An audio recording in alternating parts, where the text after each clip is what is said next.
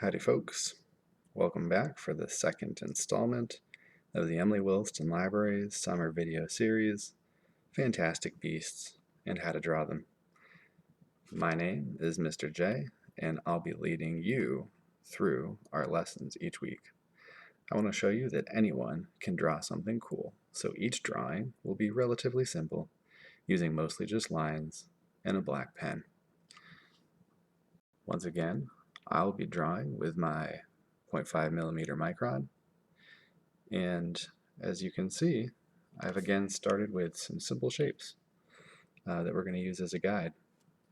I have a big circle. It's a little bit squished, which maybe we could call a bit of an oval, but a big circle, and then 4 smaller circles that are just sort of floating above it. And in fact, these are not the only circles that we're going to be drawing, but this is what we're going to start with here today. Now, of course, if you need to pause and take a moment, you're welcome to, if you need to catch up. But otherwise, we are going to take these shapes and turn them into a classic monster from the game Dungeons and Dragons. This monster is called a beholder, and to behold means sort of to see something. So beholder gets the name that it has from having a lot of different eyes to see with. So maybe you can start to get an idea of what some of these shapes are going to turn into. But let's get started with our beholder. So just like we did in our last video, actually, we're going to start with the letter C. How about that? Except this one is going to be a big letter C that's going to be resting on its back, and it's going to be just about the whole bottom, maybe 2/3 of this circle will start underneath one of the smaller circles and will end underneath the other one. So let's give it a try. Do one big letter C, kind of like that. Now, what we're going to do is we're going to use a different letter. We're going to use the letter S, and we're going to connect down from this circle here. We're going to connect down so that our lines sort of pass over past the edge of our C. So let's start with one letter S. It's going to look kind of like a funny S. It's going to look kind of like that. And then we're going to do another one that's parallel. You remember that means that the lines don't touch. So that's 2 kind of S's right next to each other. Now, we're going to do that same sort of shape, and we're going to do it for each one of these circles. And all of them are going to end just a little bit past the top of our pencil circle. Don't worry if your S's don't look exactly the same. That'll be okay. So we'll do another one.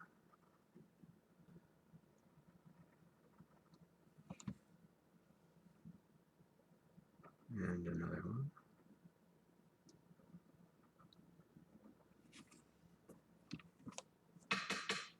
And another one. And this time, the second S is going to be the one that sort of touches the end of our C line here. And if it doesn't quite touch, you see mine don't quite touch, that's all right. We'll just go a little bit further to connect them. Maybe we'll do that on this side too.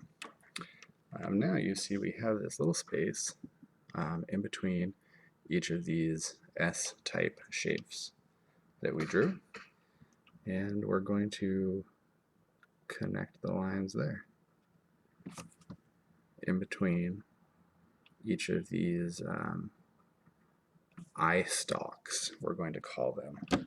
Like a stalk is kind of like what, if you see corn grow, you have a stalk of corn growing out of the ground. But instead of corn at the end of these stalks, we're going to have eyeballs, which is kind of funny.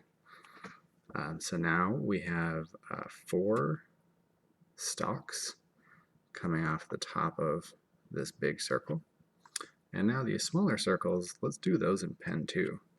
And we're going to try to align the bottom of the circle so that it touches the top of each of these lines. So we're going to do one circle, sort of like that. And then we're going to do that for each of these.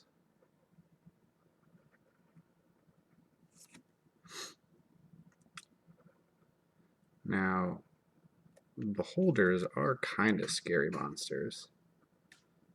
So we'll keep that in mind. You don't have to make yours especially scary, but we might have some features here that remind us of something that might be a little bit mean. And that's nothing to worry about. Sometimes monsters are like that. But this is just a drawing, so it'll be okay. So now we have 4 stalks coming off the top of the head, but beholders actually have even more eyes than that. We're going to start with the most important one next, which is going to be one big eye that the beholder has kind of right in the middle of its head. It might remind you of a different monster called a cyclops, but this is not a cyclops because he actually has more eyes as well. So the next thing we're going to do is create sort of another little arc of a circle right here. This is sort of going to be the brow of the beholder, kind of like our own eyebrows. So we're going to do a line just like that. And actually, if you look at it, it kind of looks like a smiley face that goes with these 2 eyes. But we're going to change that. So from here, not quite at the ends, but a little bit in from the ends, we're going to start and do another big part of a circle. It's going to come down like this. And we're going to end, you can see, just a bit short of the end of that line. Now, because we said beholders, they have a tendency to be angry a lot of the time, unfortunately. We're going to do another bit of a line right here, kind of like that.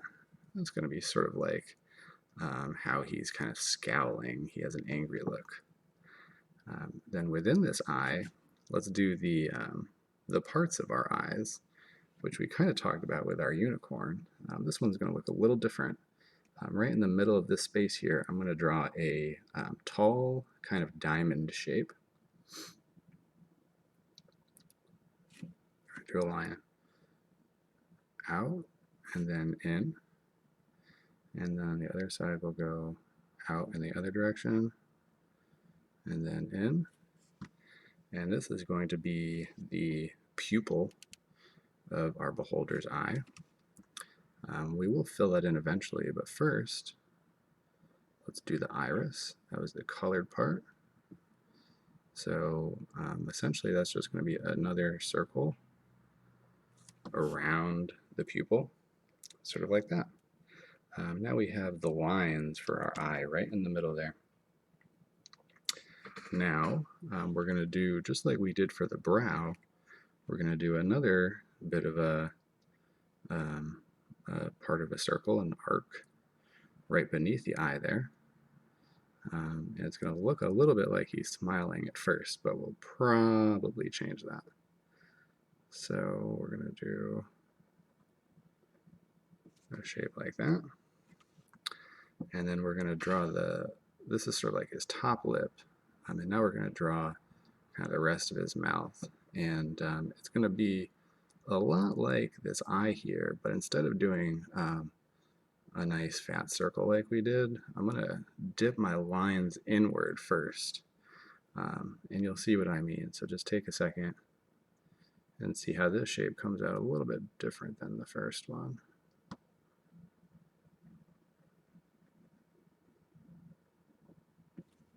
So you can see how it's pretty similar, but I just have a bit of a divot on each side, so it looks more like almost the start of a drop of water. But now, like I said, we're gonna make it so he's a little bit angry, and we're gonna designate that by creating it's almost like your cheeks when you frown sort of look like that. And that almost kind of looks like his tongue is sticking out, right? But that's not quite what this is. So we're going to do now, let's do a bunch of little triangles along the top line, staying inside of the mouth, and then a bunch of little triangles on the bottom line, again, staying inside of the mouth. So we'll go just like this. You can see I'm not even picking up my pen. I'm just going right along the line there and doing a bunch of little triangles. And we're going to do the same thing along the bottom. They don't all have to be the same shape or size. The idea is there. You can see these are clearly some pointy teeth. Now, the last thing we're going to do inside of the mouth here is we're going to do sort of another little half circle. Well, that's certainly not like a circle, but another arc, kind of like that. And we'll draw a line down the middle there, and that sure looks like a tongue, doesn't it? Now, I mentioned that the beholder has lots and lots of eyes, right? So 4 eyes coming off the top of the beholder is just not enough. So what we're going to do is in between each of these, we're going to draw some more eye stalks. So you remember these shapes here are eye stalks. And our other ones, you can see they did not end up looking like the same exact shape, and that's okay because these are sort of like tentacles that can move around almost with an eye on the end. So they can be in all sorts of different shapes. But you'll see why we're going to do the stalks first this time instead of having the circles there already made for us. So let's start from one end and we'll work all the way to the other end, and we'll have 1, 2, 3, 4, 5 more eye stalks. Now a lot of times beholders will actually have 10 eye stalks, but ours will be a little bit different today, and that's alright. So we're going to stick with our same sort of S shape, but here you can see because we've already got a line there, we're going to stop right at that line, and that'll sort of designate how these eyes are kind of coming off the front of the head. These ones are kind of coming out, sticking out more in the back of the head. So we'll do that. And we're just going to do them wherever they fit.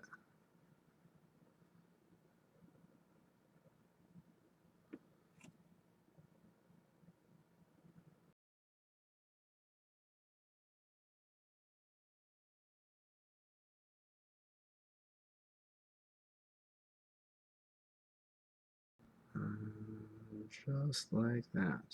And actually that one went backwards. That was a backwards S that I just drew, but that's alright. So now, actually let's go back. We're going to do a pupil in each of these, and we're going to see how these eyes are sort of going to be looking straight ahead at us, kind of like this.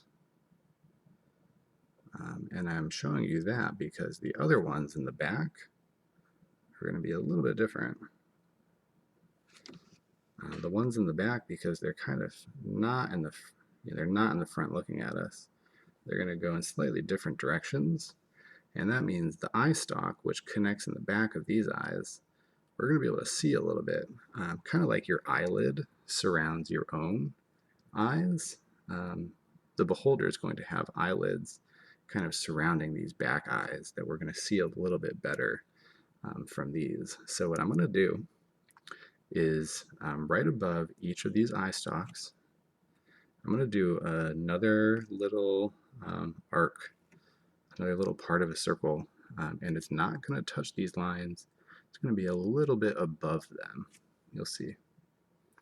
So we'll do an arc like that. And again, they don't need to all look the same. They can go in slightly different directions. And that's all right, because this is your drawing, and your creature can look how you want. And now that we have these little parts of a circle above each one, we're going to connect them right back. So one edge of the line comes back to this line, that will come back to this line, and so on and so forth. So let's see if we can do that. So you see how I took the corner of one line and brought it to the end of the other. And I'm going to do that each time for each of these eye stalks that we drew.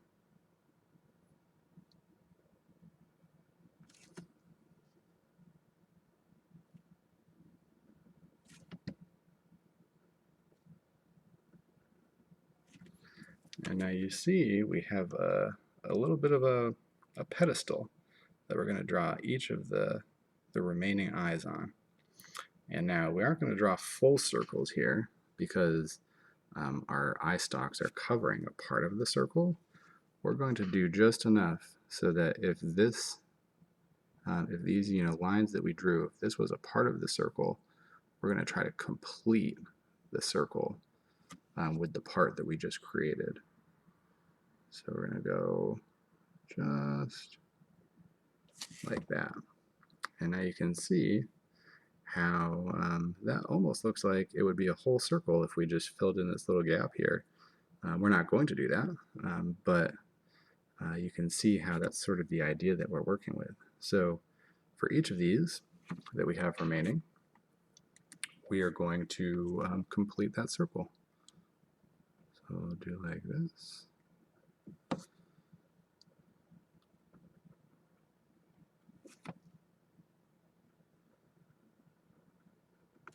And now we have one more. Just like that. And, you know, some of them aren't perfect circles, but that's okay, because these are fantasy creatures, and they don't need to look a certain way. But whereas these front eyes are all sort of looking at us, right? These other eyes can look off in other directions and see some of the stuff that's going on around the beholder. So we're going to draw our pupils in a position that sort of shows the eyes looking off in every which way. And that means it's going to be a little bit closer to the edge of each circle. So we'll do one here. In fact, some of the pupils might not even be full circles, depending on how close we draw them to the edge of the line.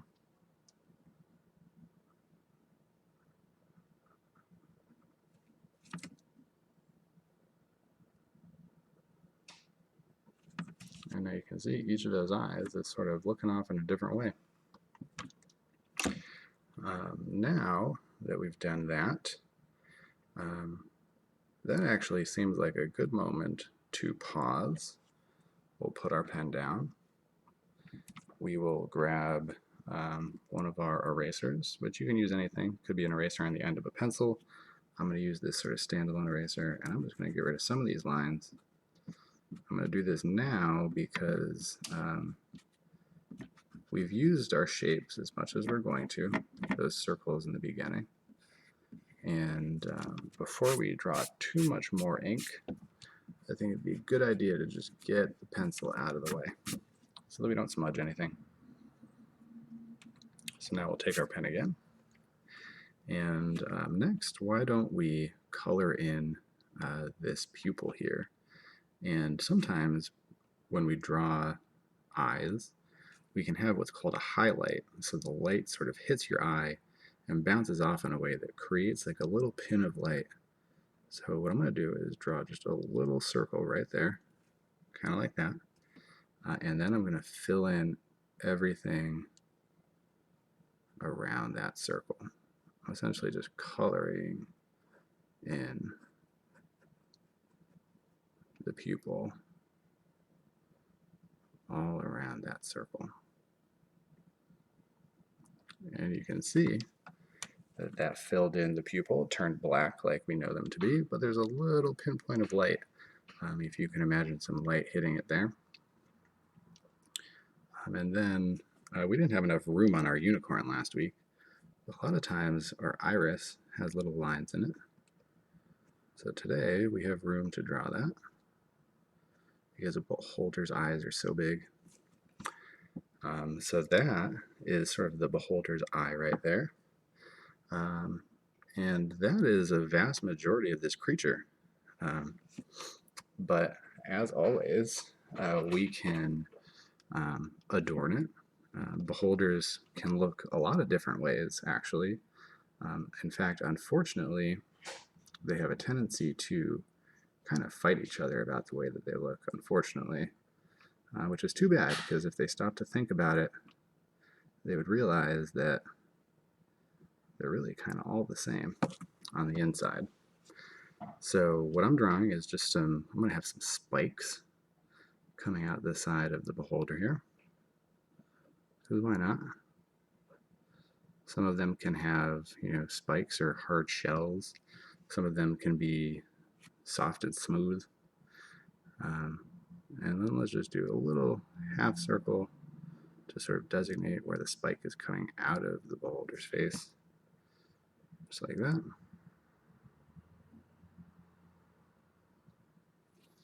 Here, I'm going to actually draw just a little line coming down on each one. Then, as you know, when you sort of like squint your eyes, you end up with like some wrinkles beneath your eye. And since he's kind of squinting his eye because he's kind of angry, let's just do some really kind of thin lines beneath the beholder's eye. And you can see it kind of looks like his lower eyelid, just like that. And mine is going to have some wrinkly kind of wavy skin going on, sort of like that. And before, when we did our unicorn last week, we sort of shaded the bottom of the unicorn. But today, I'm going to just actually create a shadow, because beholders, they kind of float in the sky. And you can see I'm just sort of taking my pen and making a long oval beneath the beholder here, maybe with some extra lines around it. And you can see it sort of looks like the beholder is just kind of floating above that space. Now, if we wanted to, if I can get my pen to cooperate, we'll add some little lines coming off of our shadow. And that just kind of designates all of these eyes that are sticking out the top, because they would have shadows themselves. I'm just going to draw some extra lines just to sort of adorn these eyeballs. Nothing too serious. Maybe we'll create just a bit of a wrinkle underneath each of these.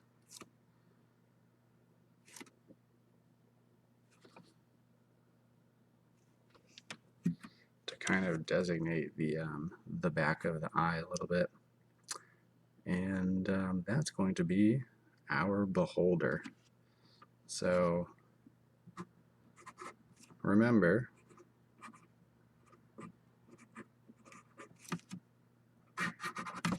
that your beholder can look like whatever you want it to be. They come in all shapes and sizes, and even though they don't always like the fact that they look different, I think that it's perfectly fine for us. This is our monster for today, our fantastic beast. So way to go. As always, feel free to show us yours. We'd love to see it.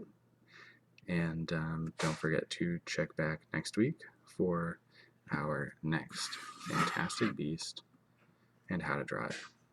We'll see you then. Bye.